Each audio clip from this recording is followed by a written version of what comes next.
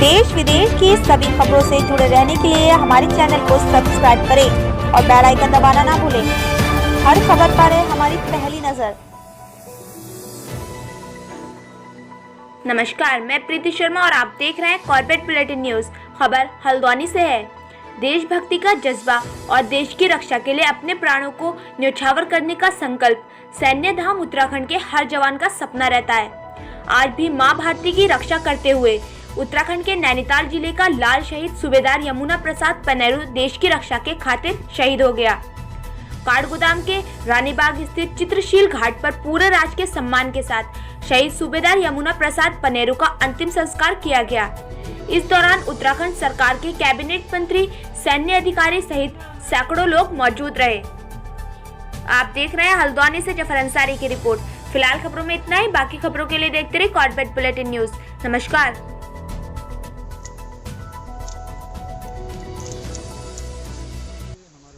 के लिए, हमारे ज़िले के लिए और बहुत ही युवा और प्रतिभाशाली हमारे शहीद यमुना प्रसाद, और बहुत दुख की घड़ी है। हम उनके पूरे परिवार के साथ इसमें खड़े हैं। उनके बहुत छोटे बच्चे हैं, उनकी माँ हैं, उनकी पत्नी हैं। हम आगे कटिबद्ध हैं उनके जो भी सैनिक कल्याण की तरफ से उनके लिए जो भी हम सपोर्ट कर पाएंगे। इस दुख की घड़ी में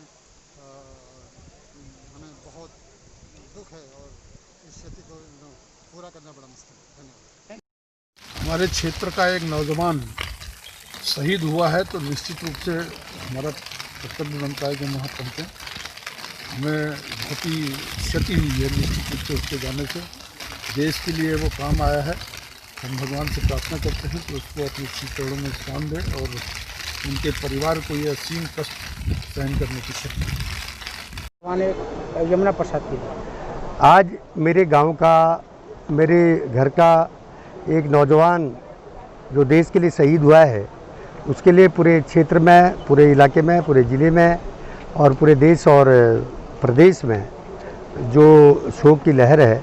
निश्चित रूप से उसने देश के लिए अपने आप को कुर्बान किया है और मैं इस तीर्थ स्थल पर जो आज उसका अंतिम संस्कार हो रहा है, और निश्चित रूप से ये हमारे लिए और उसके परिवार के लिए और मेरे क्षेत्र के लिए, ओखलकांडा के लिए, भीमताल विधानसभा के लिए गर्व की बात है कि एक सपूत मेरे क्षेत्र से निकल करके जिसने देश की सेवा के लिए अपने को समर्पित किया और देश सेवा में अपनी जान दे दी है, मैं उसको सैल्यूट करता हूँ।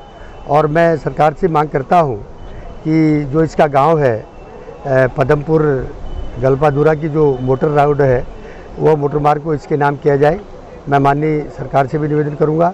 और जो ओखलकांडा में जो डिग्री कॉलेज है, उस डिग्री कॉलेज का नामकरण मेरे इस भाई शहीद के नाम से रखा जाए। मैंने सरकार से, माननीय मंत्री जी से भी आग्रह करूंगा और सरकार से भी आग्रह किया है और मैं चिट्ठी भी मैंने भेजी है कि मेरे गांव से जाकर के इसने यमुना प्रसाद ने जो झंडा लहराया है और जो देश सेवा में अपने आप को न्यौछावर किया है, इसको पूरा क्षेत्र और मैं और मेरा गांव, मेरा क्षेत्र, मेरा इलाका, मेरी भीमताल विधानसभा के सभी युवा और सभी बुजुर्ग, सभी माताएं उसको सैल्यूट करते हैं। और उसका जन्म देश के लिए हुआ था और देश के लिए आज वो समर्पित होगी। देखिए, उत्तराखंड वीरों की धरती है। यहाँ के वीरों ने देश के लिए बलिदान दिया है, त्याग किया है, कुर्बानी दी है। और आज एक और शहीद और आज एक वीर यमुना प्रसाद पनेरू दिवंगत हो गए देश के लिए। सीमा पर हम उनको भावभीनी श्रद्धांजलि अर्पित करते हैं, उनको नमन करते हैं, उनको